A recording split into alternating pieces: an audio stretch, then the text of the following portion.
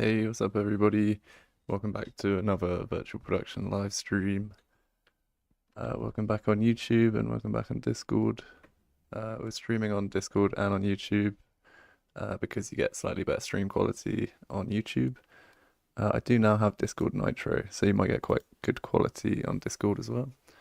But streaming on YouTube and Discord just to open up the conversation. I want this to be a two-way thing where anyone can add in any thoughts or ideas in the chats as we go along. But yeah, these are the virtual production live streams. This week we are talking about a few things. We've had requests to talk about pausing and playing render targets dynamically. So I just set up a quick system for that and I'll show that off. Also talked about take recorder, which I've worked out how to use now, so that's something. There's a few specific questions about time code on tracked cameras and things like that, so we can look into that. And then also we've had someone who wants to talk about nDisplay as well. So we've got a few things to chat about.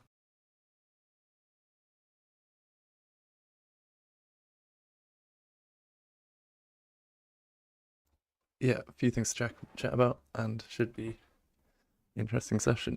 So feel free to jump in the chat, add questions and thoughts, or feel free to talk in the later end of this session as well. You can do like a screen share if anyone wants to share any further questions in more detail. Yeah. So first off, I just thought I'd start in this nice rural Australia map. This is quite a nicely set up map. For one, it's got a really good reflections system. It's got a kind of planar reflection method. There's a level 2 in this map, in this sort of pack, and the level 2 has a big lake. And I showed it a little. I showed it a little earlier on, like a couple of weeks ago. And they've just got a really good set of project settings and a really good set of really good water material and some planar reflection. And it's just a really good example of a nicely set up level for a large body of water. And it's actually been a really good route to getting some really good 360 renders with large bodies of water and reflections going on. So yeah, this rural Australia level looks really nice. I thought I'd set up this kind of Planet of the Apes style thingy just to have something to focus on as these shots. And what I've done is I've just hidden a few cameras around here. So you got a couple different shots. Got one over here as well somewhere. So yeah, three camera angles. And yeah, someone was asking that, like, say we've got our Cinecam capture that's got a capture component sending out a texture target. Maybe you want the 3 cameras to send to the same texture target, but you want to, yeah, I do mean 2001 Space Odyssey, indeed. Slight little nod to the early scenes with the apes and things. Yeah, so yeah, you might want to keep the same render target for all of these cameras. So that they've all got the same render target, position 1 set. Position 1. And at the moment we got pause rendering on all of them, I believe. Yep. And then in my other window, I'm just kind of viewing the render target. And then what I thought is kind of cool about this is that, so on begin play,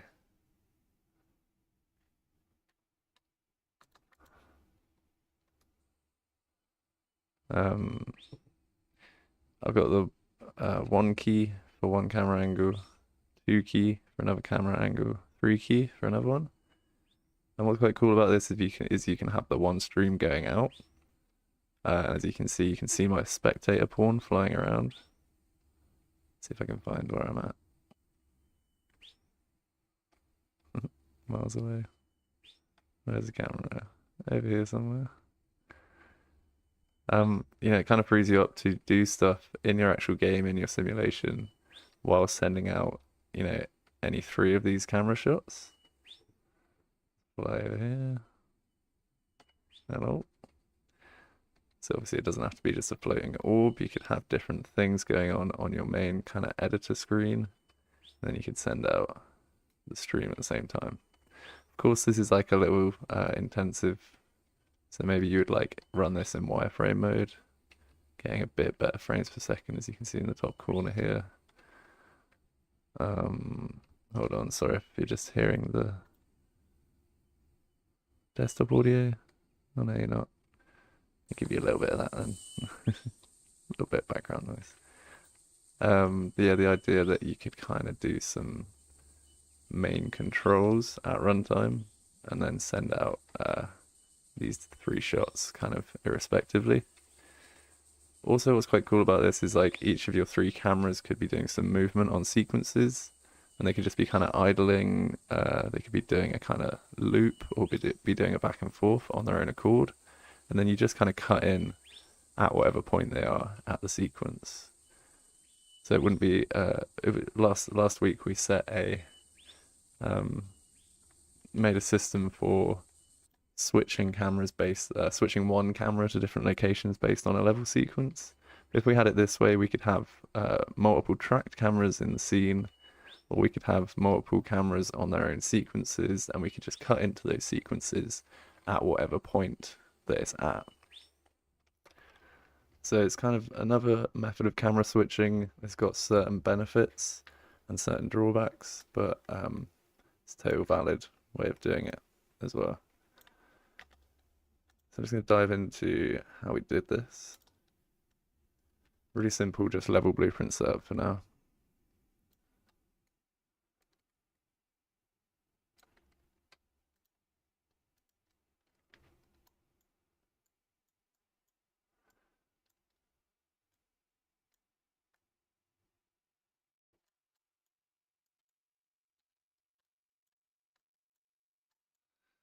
So yeah, what I've got so far is it's just kind of like a really simple way of setting this. Since there's only three cameras, this isn't too tricky, but if you had more shots, more cameras, this could get a little bit verbose, and there might be a simpler way to do it. But we've just got a reference to the CineCam in the level. And then once you've done that, you can sort of find the capture component. So because the capture component, say we're doing this again, like get the CineCam, create a reference to CineCam. If you drag off of this, you're not going to be able to find anything to do with the render target, because the capture component is an actor that derives from the CineCam. So you can see that in the outliner here. Capture component is not the CineCam, it's its own thing. So you can only see the render target once you click on the capture component. So it makes sense that in blueprints, to change anything to do with the render target, we need to first get a reference to the capture component. So that's how you can like drag off of here and go capture component. And this works with any actor. Like if you've got any actor that's got actors as a child, like it's got child actors, child components, you need to drag off and get that specific component. So now that we've got that, we can now do stuff with the render target. But it's actually called a texture target. So we can do a get or a set texture target. This way we could set, you know, our chosen texture target. But I've got those set already in this one for now. So what I'm doing is I'm just running them all with the same texture target, and I'm just pausing and unpausing rendering. So you can do that here, get or set, pause rendering. So that's what's reflected here. You got the pause rendering parameter set to true or false. And then I just scroll through and create a custom event. So, you know, add custom event. And this is just called cam1 because it's just easy to remember that, say, when I press the 1 key, I'm going to fire this cam1 custom event. This cam1 custom event is gonna unpause cam1 and then pause the others. Doing the same for cam2. We've got on the when the 2 key is pressed, we'll fire this cam2 custom event. That's gonna pause cam1, unpause cam2, pause cam3, and then same for camera 3. So you can see that if you had more than 3 cameras, this would get a little annoying because you'd have to have another layer of these. You'd have to figure out the logic for which ones are paused and unpaused. So there is like a more elegant way you could do this with kind of getting an array element, getting a number in an array. If it gets over like 3, that's probably a good idea to do something like that. But for now, like this is kind of easy as a quick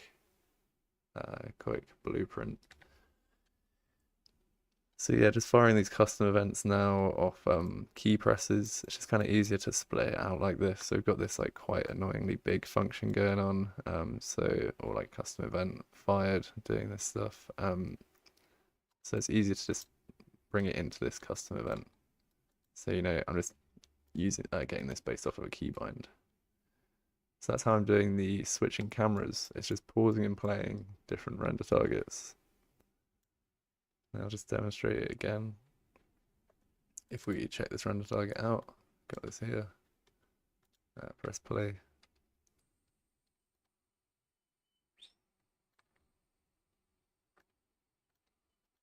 I've got the ability to freely fly around the level, but then also if we press 1 or 2 or 3, we're changing the cameras in our stream output.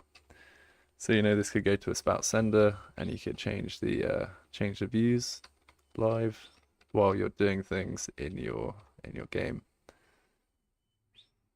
Again, doing some optimization view mode or something just to make the rendering of the main viewport a bit less heavy on the resources is probably recommended. Maybe even doing a screen percentage on begin play for the viewport. Also, just making the viewport smaller is going to improve frame rate. Hasn't improved it massively, but these are things you can do if you're really struggling for frames. Maybe I could show you setting the screen percentage on begin play. It's just a console variable. Let me just Google what the console variable is again. It's just r.screen percentage, I think.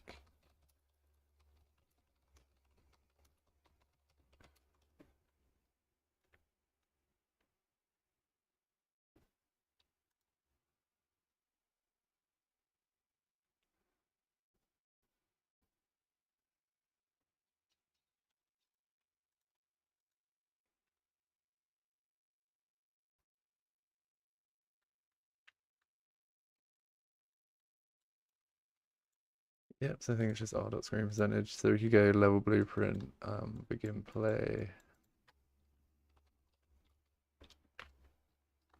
and you could go console command, and it's r.screen percentage 25. I think that's how it's formatted.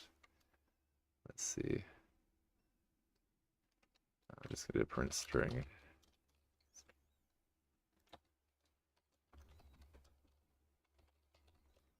Just so I can see if it's firing, even if I don't see the change. 25 will probably be low enough to see the change anyway, unless I've got DLSS in this project, which it kind of looks like I do because it's not as smudgy as it should be at that point. So I've probably got DLSS enabled, which is fine for me. But if that's confusing anyone, DLSS. Oh, it's not actually enabled. But this is an awesome plugin that you can just enable here, and it means that even if you lower your screen percentage, it's going to use NVIDIA's deep learning super sampling to upscale that image again and make it look using deep learning, make it look as if it is 100% again. So basically, DLSS had this big training where they were sending, they're training a model on really low screen percentage video games and their high-res counterparts, and that way the graphics card is actually using deep learning to, based on its knowledge, see what a video game should look like if it is low res. So DLSS is really cool for that. It's just doing this deep learning upscaling. Awesome process. And it can really save you some frames. But yeah, let's try this 25% screen percentage. I guess we can see the shadows going funny, so we can tell if it's actually doing its thing like that. The shadows are still funny. Never mind. So on begin play, we've got the screen percentage 25 came up. We've got some stuff kind of popping into view,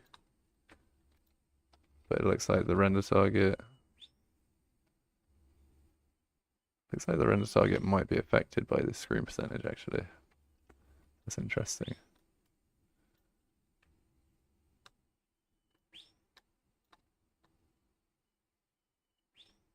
I'll just quickly disable this.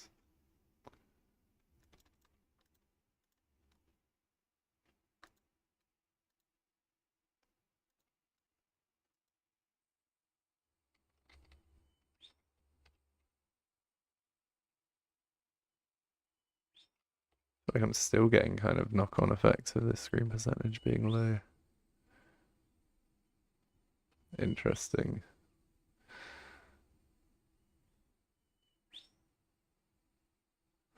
Maybe a better way to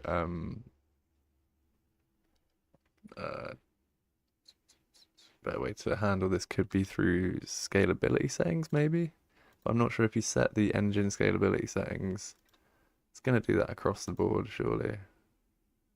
So if this is set to low, it's going to stay low when yeah. Okay, so this does have an effect on the render target. So you can't really do that separately. It'd be great if you could have a low running as the main viewport, because I'm getting like 70 frames per second, and then a high running as the render target. That could be really cool, because then you could run things way quicker in the scene, but might have to figure that one out.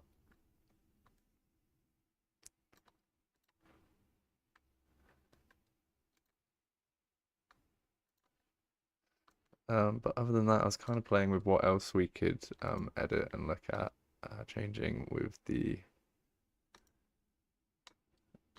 kind of accessing the render targets via blueprints.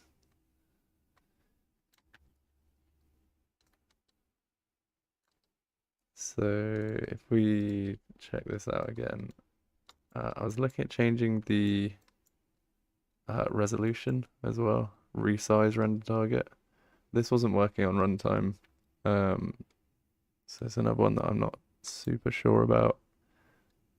Let's see, so I've just added this on the 4, 5, and 6.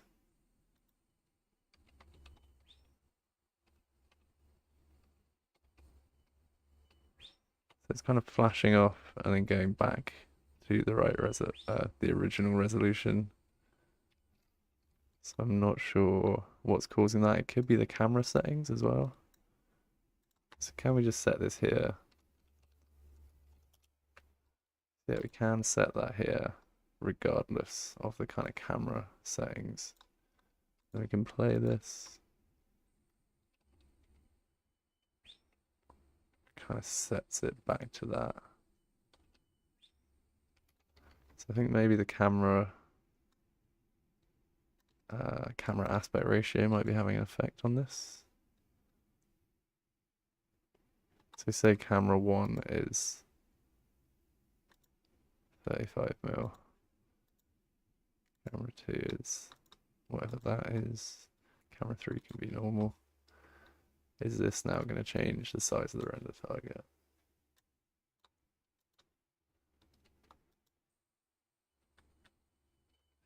Okay, that's interesting. So it's kind of based off of what the camera's feeding in, interestingly. So you could set your aspect ratio using that, but resolution is just going to be dictated by that aspect ratio. As you can see, just the X value is changing. I'm not sure why you would want to send out multiple resolutions anyway, but that's interesting. Is there anything else we can change via blueprints we might want to change that we could access in this kind of capture component? Let's look at the capture component. You got UMG rendering, you got alpha settings. Show only list could be quite cool. So if we just add just this to a layer.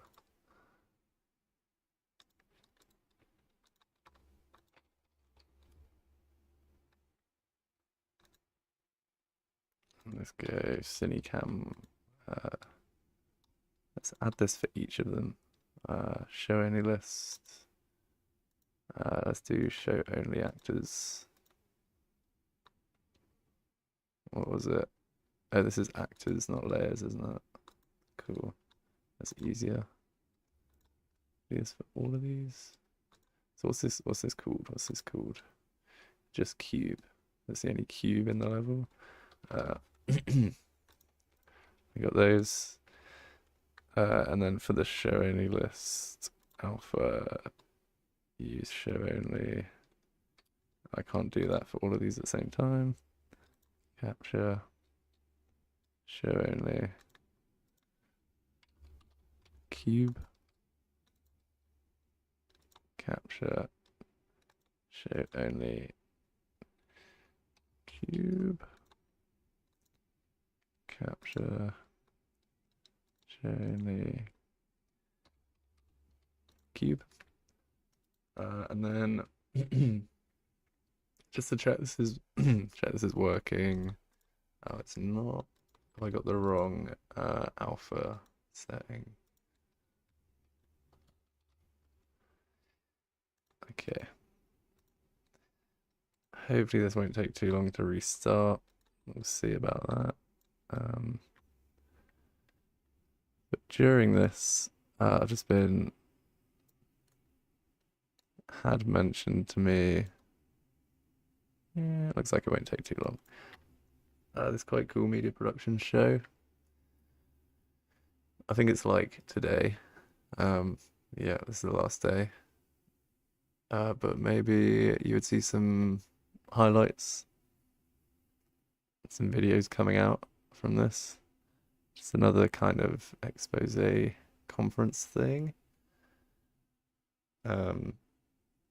Yeah, one to check out if you haven't heard of it yet.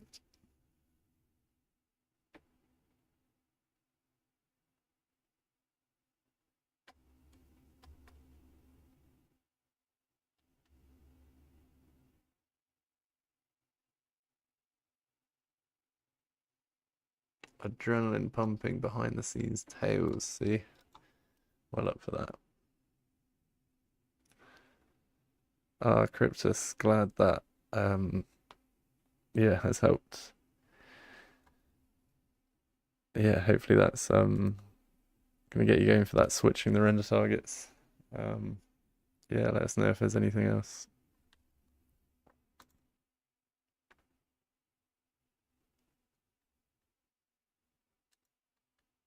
It'd be great to see it in action with a load of cameras on sequences or on like tracking systems. That'd be really cool.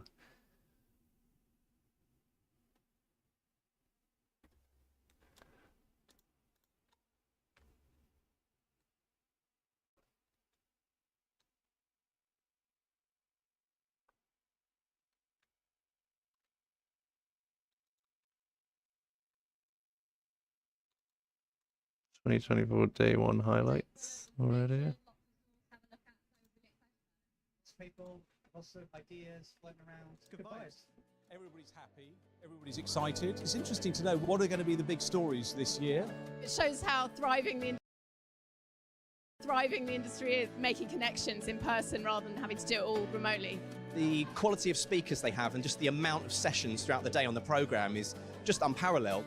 Number of people that were here this morning, it was just completely ram-packed. Whether you're a post-producer, whether you're a production manager, everyone wants to be here. It's not just a show, it's an ecosystem for innovation, collaboration, and just thinking more creatively. The second you arrive, the queues to get in the door, the stands are packed, the theatres are packed, people seem animated and engaged. I think it's got a really special feel about it. It's so busy here, but also buzzing, and I think the energy in this room is amazing. It's just really nice, I've worked out, to come into a big building where all your people are at, and everyone's doing the same thing as you, and they're sharing ideas and technology and solutions. Here, it feels like you're among your community. Yeah, sounding very cool.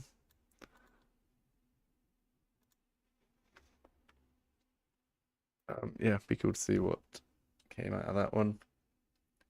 My shader's doing. There we go.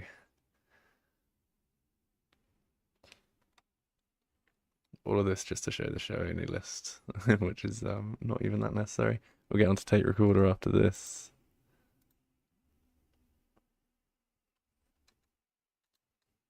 I'll do a little quick rundown of how to use tape recorder, my understanding of it so far, but then we can talk about any specific things with tape recorder as well. So let's let all of this compile.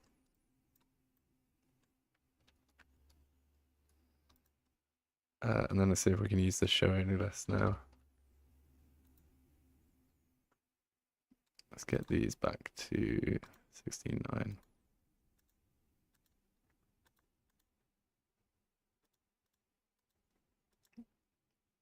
Digital film, is that different to film? Interesting.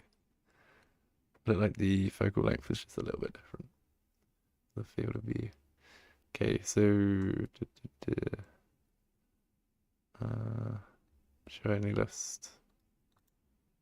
Use show only cube. Oh, it's just going to carry through to the render target, isn't it? Not the CineCam preview. So yeah, monolith standing on its own. Cool. So I reckon we can toggle this show only list, just like toggling pause rendering. I'm going to do it for all the cues at the same time, because it could be, doesn't matter which camera you're looking at, if you press the show only button, it'll work. So let's use the 4 key for this show only. And I'm gonna grab a reference to all of these. Probably need the capture component actually for all of these.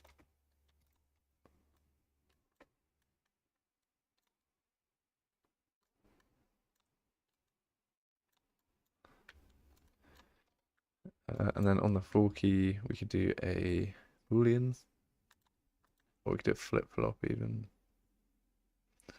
So we want to make array. So just gonna make this one-off array for now. Could store it as a variable if we want to use it for more things, but I'm gonna do that for now. Then we're gonna go for each. We're gonna pause. Sorry, we're gonna show only. Set use show only list to true. And then this is going to be flip flop.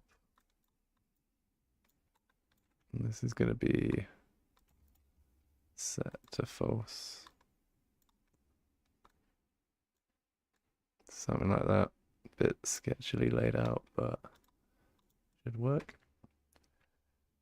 So 4 should toggle show only list for any of the cameras that we're looking down.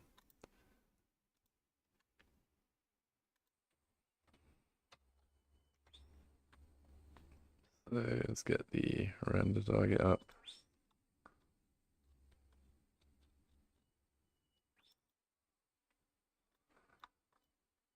So we've got camera 1, 2, 3. Oh, show only set for that. I think that's because I had it set before. Oh, it's kind of flipping when it's not changing that one. So it is changing it for 3. That's cool. It's getting us some of the way. Not changing for these though. Interesting.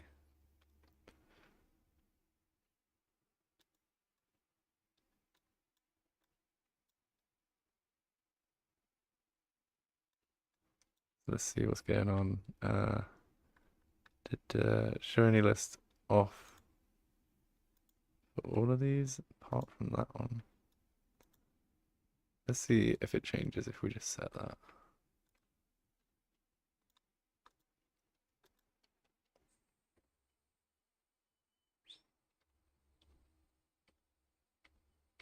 Oh, let's turn it off, but not on again. This one is still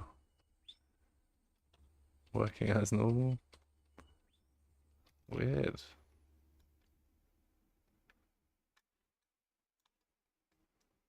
Show any list off. Still off, right?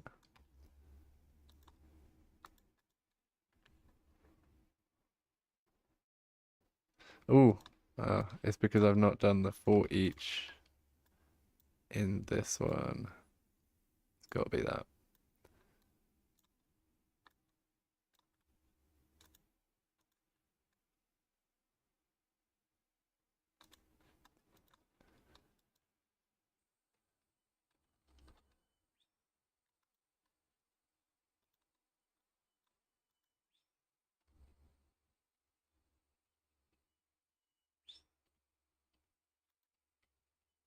Maybe not.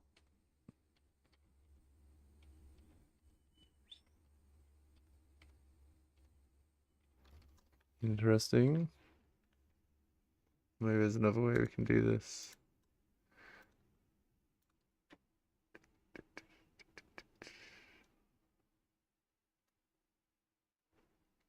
Select files. Can we just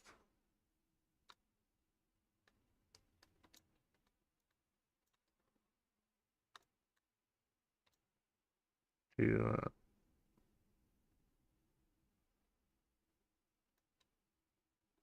Don't think this helps anything.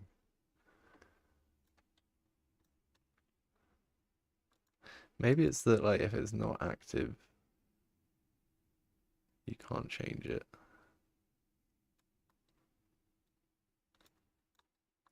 What's this gonna do? It's kind of spray and praying at the moment now.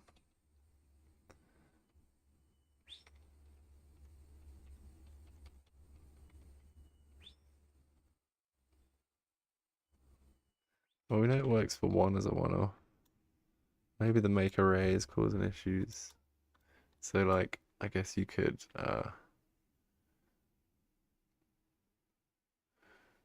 do. Oh, I don't have that put in there. Let's try that.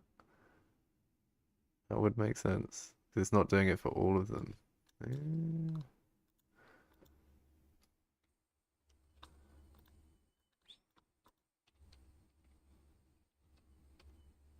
Yeah. I love when it's a simple issue, simple actual user error issue. Always good. But yeah, that's cool. So just got another control of the whole render target. Just based on a key press. And it's doing it for whatever render target you're in. So you could, in theory, do that for other settings. As I say, resolution didn't quite work for me. Resizing the render target. We could try this though. With this new kind of setup. Can make this resize render target instead. So for this. Right? Yeah. Resize render target for each. And this one is going to resize this render target for each. This wasn't working on Begin Play before.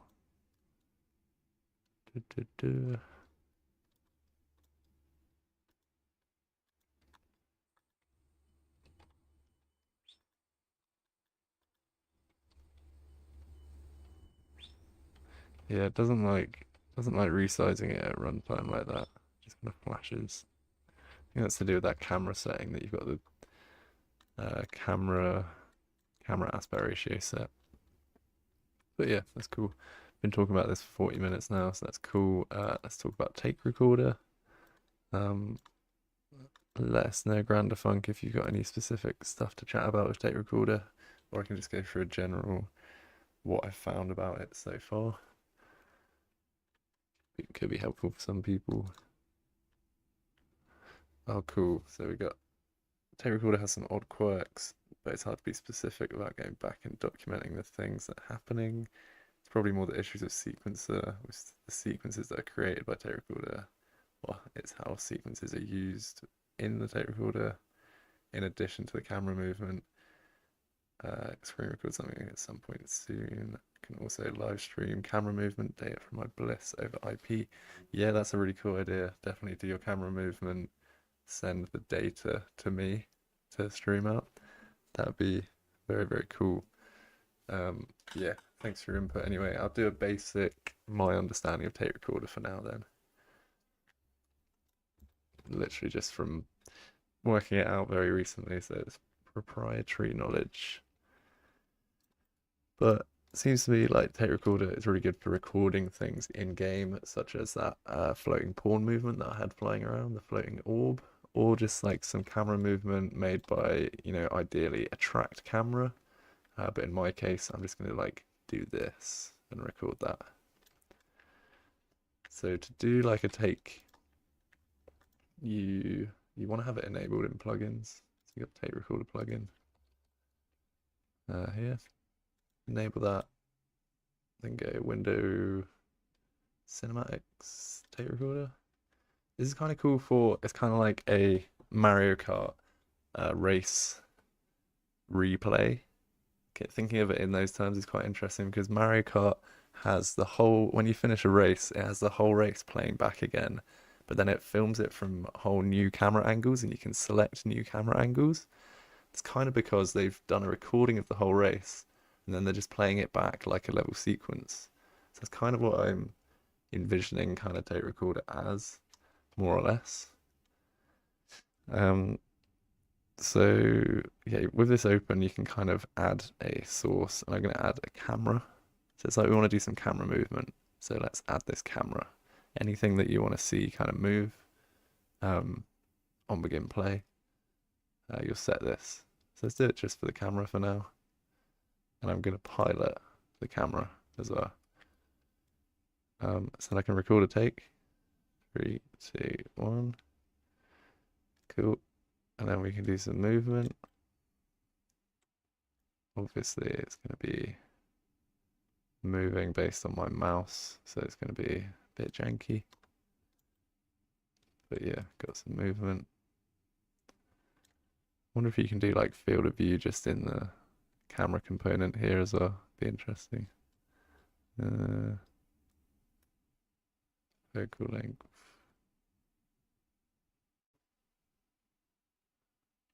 Yeah, and then you can hit stop. Let's see what it's recorded there.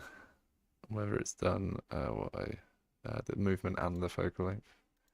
But then you can do review the last recording. And it opens up a little sequence.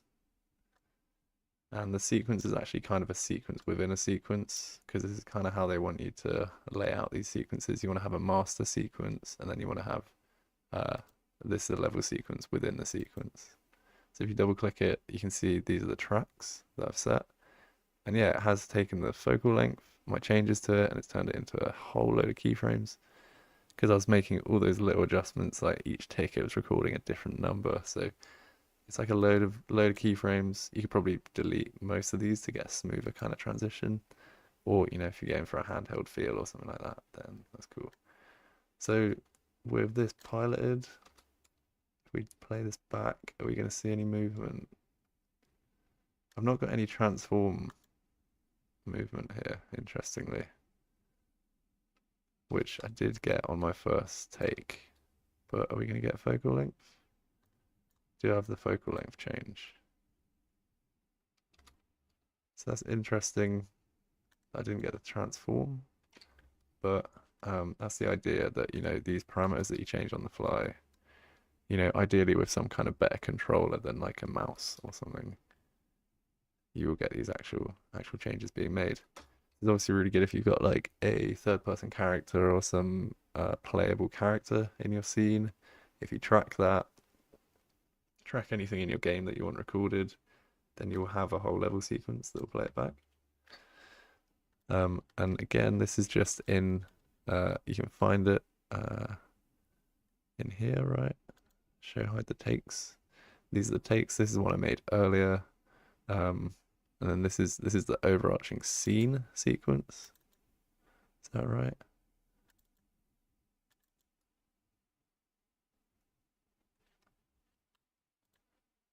And then these are sub scenes. Yeah, right. So scene, that's the overarching. And then these are sub scenes. These are the specific tracked movements that we've got here. I guess it's organizing it like that because it wants you to have the ability to cut between a lot of these different camera movements that you've made. So it's just giving you an overarching scene. So I just want to try debug why the movement might not have been working. The transform. Let's see if we can like add to the sequence that we've got already.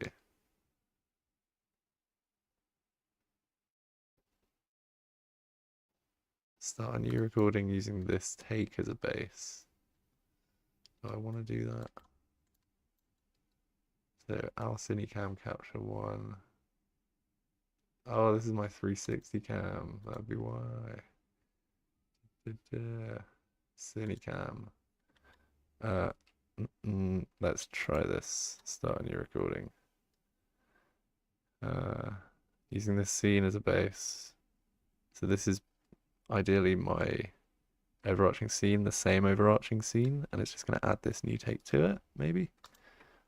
Let's record 3, 2, 1, and let's do some movement.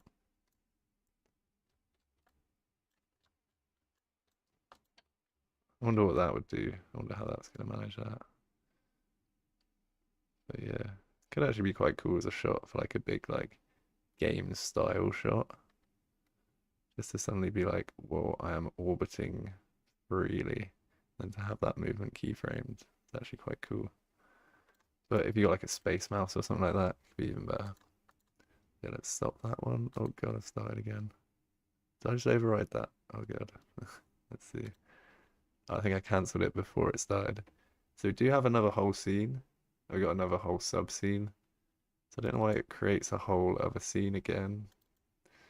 But let's check out the sub scene. And now we've got all of that transform movement, which is great. It's not scrubbing like that.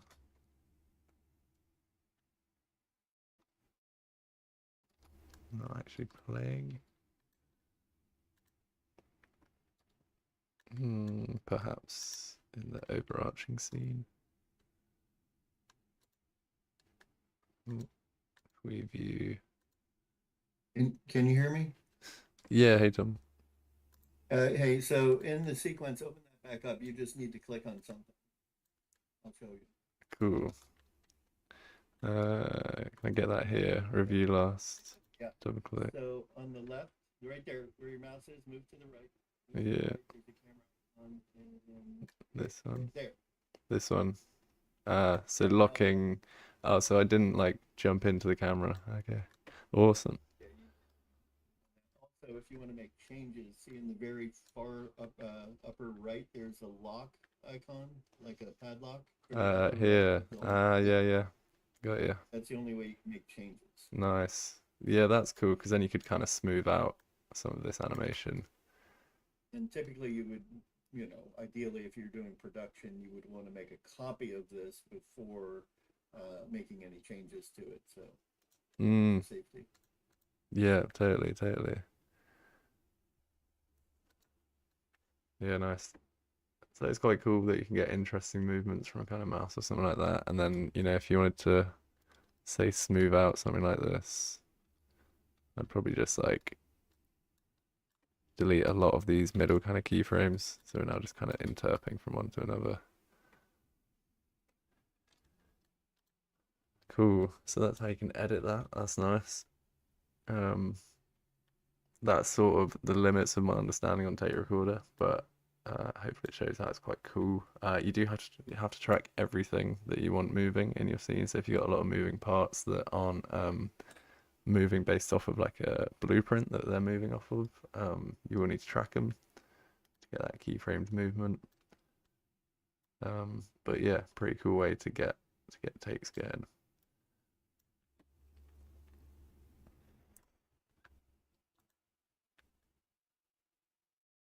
Cool. So is there anything else you wanted to chat about this week, Tom? Or anyone else got any other thoughts or comments down to go over anything in the last 10 minutes? If not, we can wrap this one up fairly early. I think the someone was going to talk about nDisplay. Got some quite interesting stuff with that, but they don't seem to be around this week, so we could see if we could chat about that next week.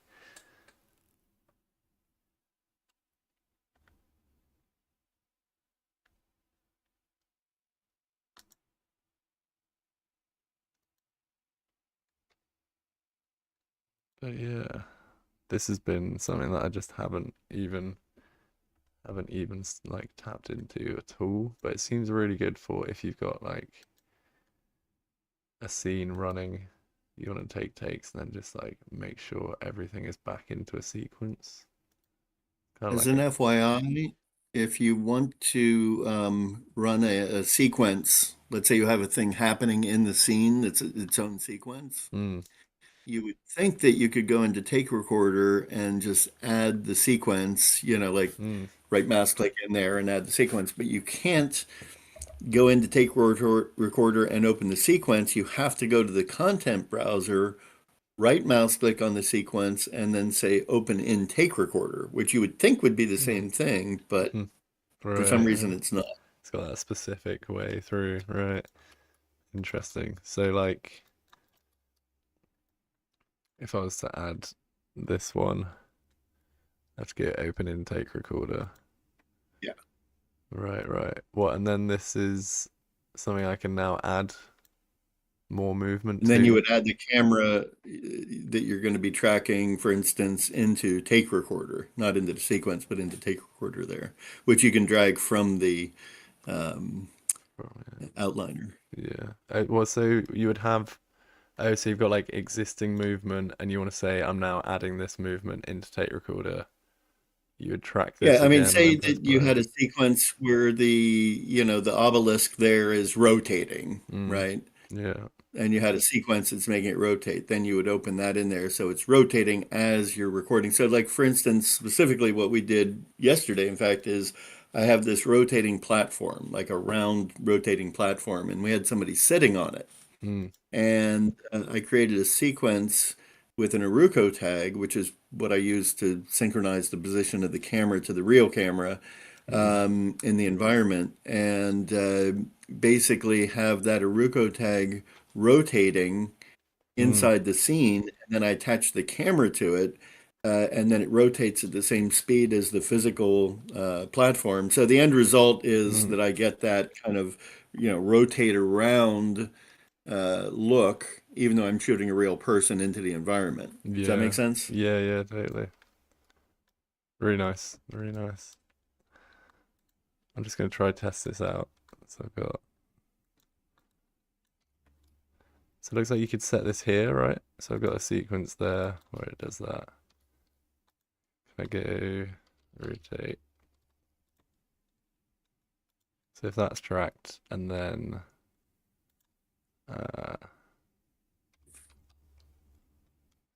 Cinecam is tracked. And then we go pilot this one. And then take that. Is this going to start start playing the sequence? No. Well, no, that's the thing. You need to have a sequence where it's doing that, and then but I've out of added that the browser, you right mouse click, you bring it into there. But it doesn't, this is the thing. This is why we always have these quirky things. It doesn't always believe you. I don't even know how to put it. Yeah, Like yeah, you make changes and it doesn't actually do those changes. yeah, Or I'll make changes to something, and when I click on save, mm, instead of saving it, it undoes the things I just did, yeah, yeah. which I is get that with nuts. like some nDisplay stuff and stuff like that. Like not quite like saving will cause it to undo, but like pressing undo will just take it back like multiple steps instead. Yeah. Funny little quirks. Funny little quirks. Yeah. So this one So those was are so if I did the go to the rotate, go to the rotating and go open in tape recorder. yeah. So that's now And there. then into take recorder, drag from your you can either add the plus source where you were just about to do, or on the Yeah. right in the Level sequence. outliner, you can drag the camera over. Okay, so No, that's the adding the thing. Ignore camera. add the camera. Yeah. And then what do I do And for this now to you make the do sequence it. play? So the sequence is already in there because you've opened it in there. Oh right. And now so what's this is open. you're actually recording the new movement into that sequence, but a new copy of it. Okay. Yeah. So it's gonna add a camera track into this sequence when I record. Yes. Okay. Yes. And make a copy of it in the takes folder. Okay. Ah, cool. Yeah. So you got that movement. Yeah. Makes sense. But if you do it the other way around, where you open the sequence in take recorder, then it doesn't work. Yeah. And I'm not sure what happens in that case. Like if you're opening it, why doesn't it do anything? It doesn't make any real sense. It's very me. specific with it, isn't it? Yeah. And again, you have to click on that button Uh, to get the camera movement on the left what was in it there again where for? the camera icon is. Go to the up, left. This one. There. Okay. So what's that? Unlock viewport. Unlock viewport. Got you. Oh yeah. Now Okay. yeah, Nice. there you go. Nice. Cool. So the whole thing is very, honestly, in my opinion, poorly thought out. Little buggy. Take recorder and sequencer together. Yeah, I think this know. is what's been putting me off it for a little while. It's kind of like, yeah, very complicated and very quirky. Quirky ways Well, of doing things. I'm gonna make a video of the one issue I'm having, and is really driving me nuts, because what'll happen is in the take, when I play it back, it looks fine. And then I go to movie render queue, and instead of actually rendering out the thing that I'm seeing when I hit play, it puts the camera at some completely different position and renders out from there. Oh wow, okay. Yeah. Yeah, very strange. Could it be like a game mode override or something? Do you I have that think for what's it? happening, no. I think what's happening is that, so when I have my tracked camera, it's actually attached to an actor and it's zeroed out. And then any movement that the camera does physically with the tracker is, it's just moving relative to wherever that actor is. Yeah. And so I think what's happening is it's forgetting that it's attached to the actor. So Yeah. it's actually giving me the movement at 000. I saw some setting because I was also struggling with cameras being attached to actors and then moving those actors in sequencer. There was some setting where it's like it was sort of like an exposed to cinematics thing where it's like just some checkbox. If I find that checkbox again, I'll let me you know. know. Yeah. Because I saw that and I was like, yeah, because I was sort of trying to do kind of titles that would come up kind of fixed to a camera that's moving and just be, wherever that camera is. And I think it's kind of maybe something to do with the way the camera's like hidden on begin play or something like that. Yeah, it just like zeroes out instead of following. But yeah, I'm pretty sure I that found a sounds like the checkbox for exact it same somewhere. thing. Yeah, Yeah, same if you thing. find it, please let me know, because I have no clue how to fix this thing. Well, I'm Yeah. going to try to just create a new sequence and then just copy the keyframes. Yeah, like copy the exact movement keyframe wise. Yeah, yeah. But then I lose the time code, and I need the time code because I'm editing and I have multiple takes and multiple cameras, and I need the time code to synchronize everything.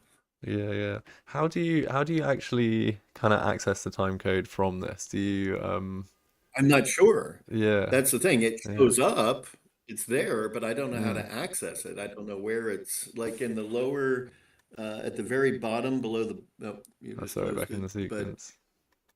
Yeah. yeah, at the very bottom, yeah, there, Uses you'll that. actually see time code Mm. when you have time code. I mean, you can set it to show frames or to show time code. Right, okay. But the Yeah. time code would be coming from the camera originally in the SDI feed, well, for me.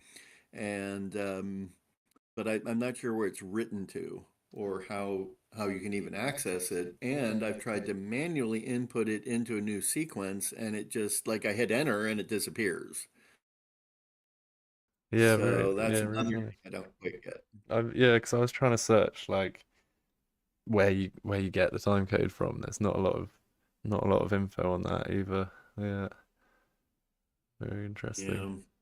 Well, Mm. the thing I'm going to do, I do have a contact from when I was at Unreal Fest last year at Epic here in LA, actually, and I'm going to record the nonsense I'm having with this and send it to him. And I think he'll connect me with the right people from, when I spoke to him, and see if we can't get like an actual answer, or hopefully I can get in touch with the people who actually developed this and get a little bit of a better sense, maybe give them some feedback. Yeah, yeah, yeah, definitely. Yeah, it'll be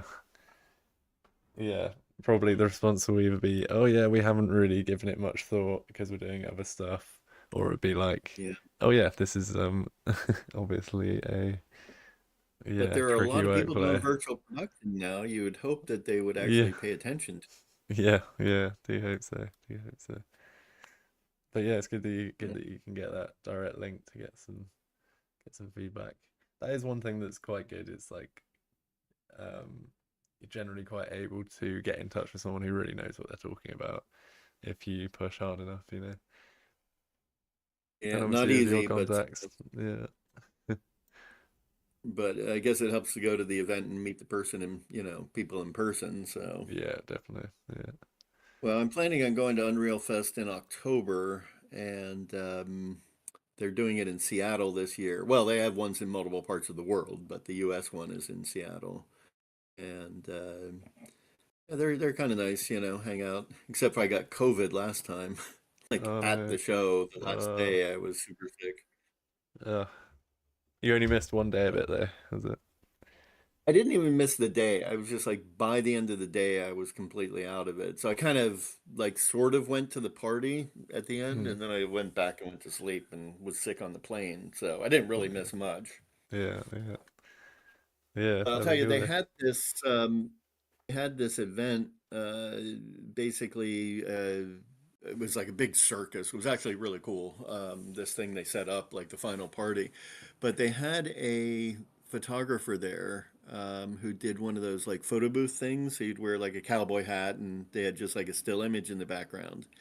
And I want to try to talk to them and see if we can't set up a thing where we actually have like a live, Unreal Engine thing, Yeah, so we can yeah. put people in some kind of virtual environment. Yeah, that'd be really cool. That'd be a bit more unreally for sure. That'd be awesome. Yeah. Yeah. Yeah, it could be like, oh, Anyway, what do you want this scene to do, Do some of yeah, that real time changing exactly. the dynamic lighting and stuff. Yeah. Yeah, that'd be awesome. Yep. Nice. Well, Well, yeah, have a good rest of your day. I know it's the morning for you, so yep. Let yeah. me know when is a good time, and I can set up a thing to stream, like I said, the live data to you or something, and we can. It's really interesting. Could try it out next Well, just live hit me up stream. when you think you have time. Yeah, yeah. Yeah, if you want to try it out next live stream, I'd be up for that.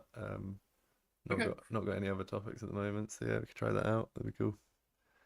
Well, we might need to figure it out in advance. Yeah, true. Yeah, yeah, Is at the very least, ports yeah, over the internet versus on a local net. Yeah, it'd be really interesting to figure out actually anyway. So yeah, maybe if we try get a day in before Thursday next week, I'd be well Yeah. up for that. Yeah. Might be Monday or Tuesday. Monday I've got to shoot all day, so Okay. that probably wouldn't work. Tuesday could work. Tuesday could work, yeah. Yeah, cool. Let's try for any time Tuesday then, really. I think I'm fairly free. Okay. Awesome. Okay, sounds good. I'll hit you up then that morning, my morning. Yeah, yeah, awesome. Works for me. All right. Great, yeah. Talk to you later. Cool. Yeah, cheers. Thanks a lot. Okay. Chat to you soon. Bye. Cool, thanks everyone. I hope that was interesting and useful. And yeah, catch you next week where we should have some real-time tracked camera data coming into my computer from Tom over there in the US. So that'd be an interesting test in itself, to see if we can send that data over the internet. And then, might pick up some other topics to talk about as well in the following week. Do let us know if you got any things you want to talk about or learn about, or things that I should figure out and demo. And yeah, thanks for tuning in again. Catch you next time. Cheers.